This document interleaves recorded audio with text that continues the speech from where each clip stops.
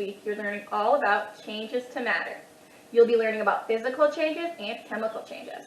With a physical change, you might see things like the color or the shape or the texture change, but the matter will stay the same.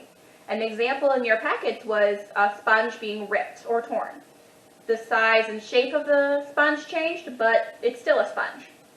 And a chemical change is something where the matter does change, and usually it's not reversible.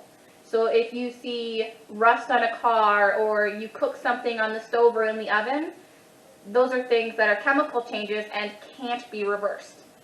I found an activity that I thought would be fun for you to do at home with your families, that you can make physical changes and chemical changes. So this activity is making some cookies. If you're following the same recipe I'm following the Nestle Toll House cookie recipe that you find on the back of the bag of chocolate chips. I also listed steps on the packet information being sent home. To make my cookies, I'm going to start by mixing together flour, baking soda, and salt. My recipe says I need 2 1/4 cups of flour,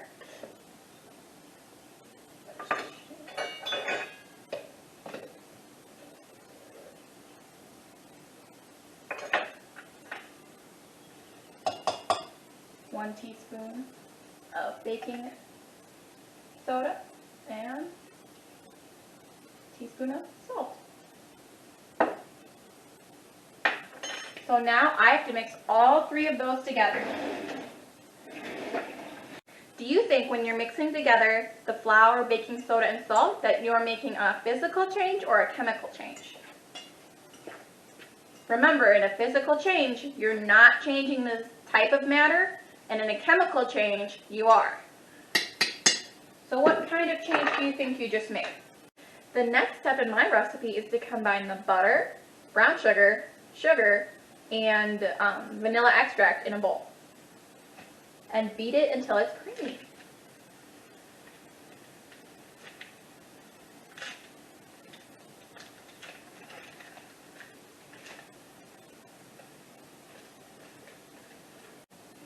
When you beat together your butter, brown sugar, and vanilla extract, what kind of change did you make this time? Was it a physical change or a chemical change? Remember, physical changes, you're not making any changes to the matter.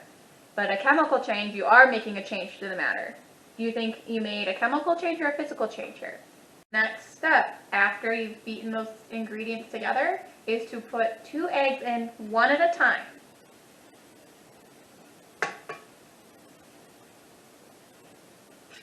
You've made another change when you've added your eggs.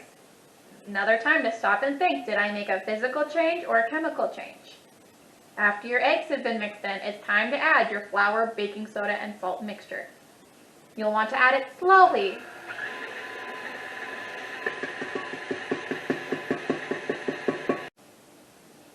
Mixing in your flour mixture was another change.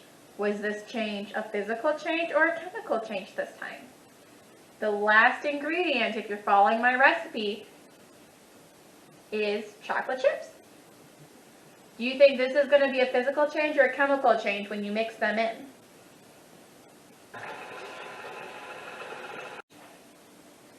When I'm making cookies, I like to use spoons to help scoop my cookie dough and put it on the trays. When you scoop your cookie dough out like this and shape it, what kind of change are you making now? Is this a physical change or a chemical change?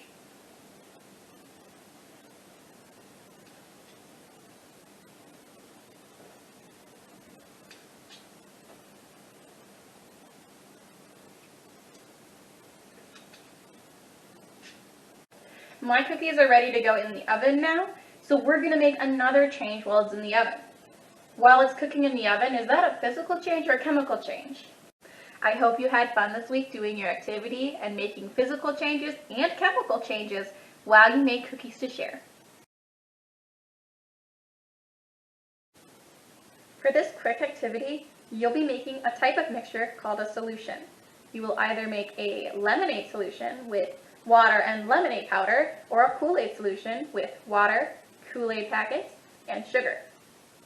Now, a solution consists of two, or in the case of Kool-Aid, three things.